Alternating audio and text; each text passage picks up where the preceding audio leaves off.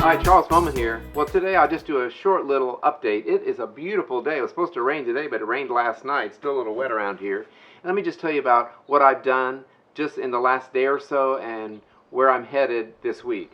Thanks for watching.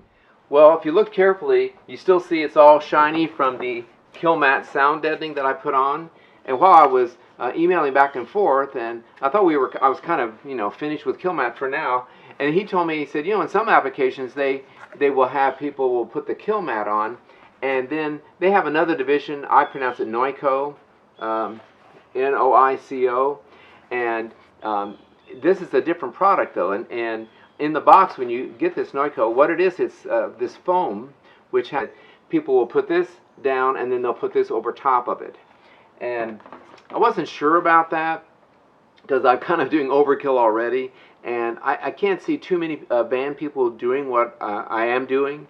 But I said, you know what? I'll do that. I've got space. I've got time.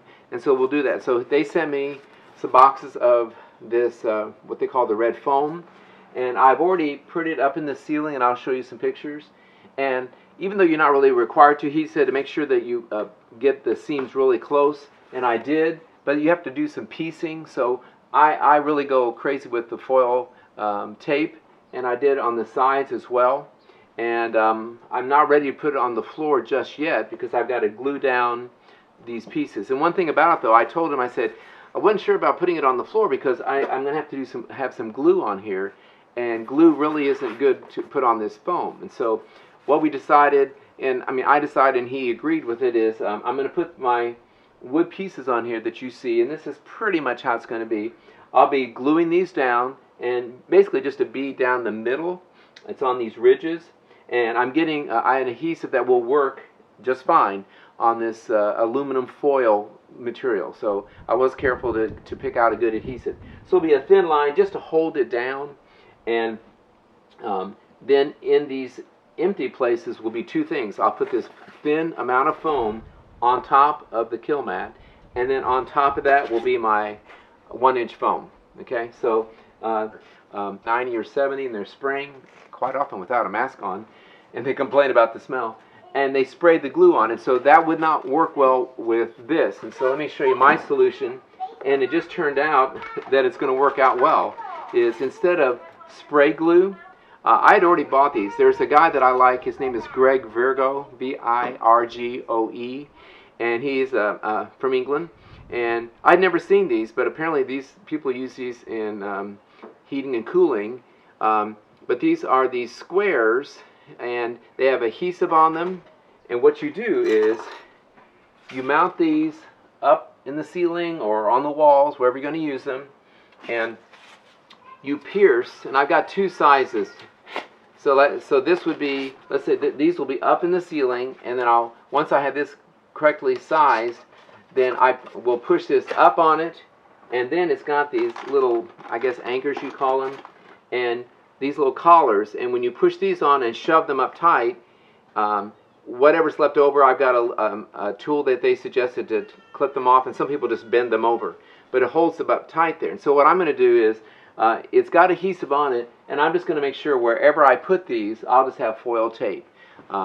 So if people were going to spray something up there, then this foam product might not be what you would want to use. So you have to investigate that and see what works. So that's kind of what's going on. And then let me just briefly show you about the electrical. Well, let me just talk a little bit about the electrical. I'm still kind of wrapping my head around the wiring, but I think I'm overthinking it. But this build is based on depending primarily on lithium batteries, and as I've mentioned before, and I'll mention again, Ecoflow is my major corporate partner, and they really decided to jump in big with me, and they had already sent me a Delta 1300 that we used on a California trip. We ran everything we needed with it. We even ran the air conditioning on my little camper, and it can run that for, I think it was 5 hours or 6 hours if I wanted to, but we were in cool weather almost all the time. I think I used it once at a rest area on the way back home. 1300 watts, and they have 1800 watt inverters, so they can really kick in. So we're going to have in here the max air fan, USB ports, lights up here, and 12 volt lights, and then over here in the cooking area we'll have a microwave convection small one, and a coffee pot, and an induction plate. And there'll also be a 12-volt pump with the sink over here. And so these can run them. So with these two, we'll be fine. Next week I'm getting, they're sending me the R600 Max with an extra battery. And so we'll have that one, and then I think in November we're getting the R600 Pro, which actually allows you to even hook up to an external, like 100 watt amp hour standalone battery. So more power than I think we could ever really need. Plus they sent me 4 of their 110 watt folding panels. So I'm really sad, and that's why I'm not installing up here. We are going to take care of shore power, and here's the Marinco. It's made for boats, and it's a 30 amp, and so I'll be drilling a hole somewhere in here, and so we can plug in, because almost all campgrounds it's 30, 50, or a standard 110, and if it was only 110, which I've never seen, then we have an adapter. We can make this work, but I thought just sort of future-proof this and have the 30.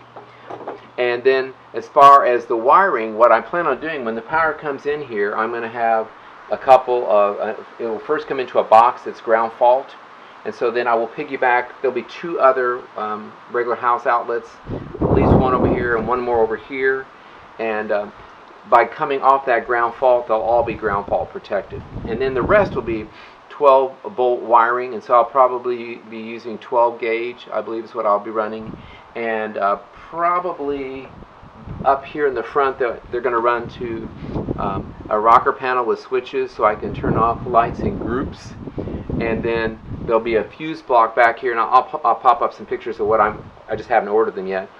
Fuse block, I'll have more than I need, and that's what I'll be running the wires to. And so I'll easily be able to switch from shore to running everything on shore power or everything on 12 volt, or kind of a combination of both. So I'll walk the camera around to show you where I've got things marked. So in this back corner, the passenger side, there's already a 12-volt outlet there, and this is kind of where you see the Delta 13. In that area, there'll be a box, and well, actually it'll be the sofa that will open up, and that'll be kind of my electrical area where I'll have the fuse block where all the wiring is going to go to. What I'm doing is I'm just sort of guessing, like right here there'll be an under cabinet light switch, they'll be switchable, so it'll just turn off and on with the switch. And down here right in this area will be my 12 volt Iceco VL60D dual refrigerator. And so there'll be outlets here for the, as I mentioned, the coffee pot, microwave, and induction plate.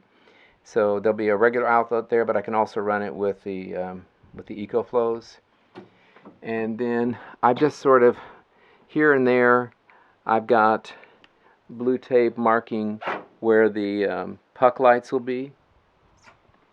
Over here will be another cabinet, and there'll be lights under the cabinet. You turn them on and off with the switch. And then down here I'll have a 12-volt water pump. And then along the front of at least one of the sofas, there'll be one regular 110 outlet, and then I'm going to have some USB outlets here and there. And I may install reading lights, or I may just leave it as USB ports and get the kind of lights that you can plug in and then take them out so they're out of the way, so it's not permanently there. And then I'll be running lines, of course, through all the open cavities above and below, and I will put abrasion protection on them or some kind of conduit. So it's kind of where I'm headed right now, and I think I understand it. I'll probably watch another video too. Well, there you go with just a little update about I'm getting ready to get the floor in, and I will do a video about doing the floor, but it's pretty simple, and then talk a little bit about the installation, and then also about the new product that has a little more sound deadening and some insulation that I'm going to be putting in. So I got my work cut out for me this week. Thanks for watching.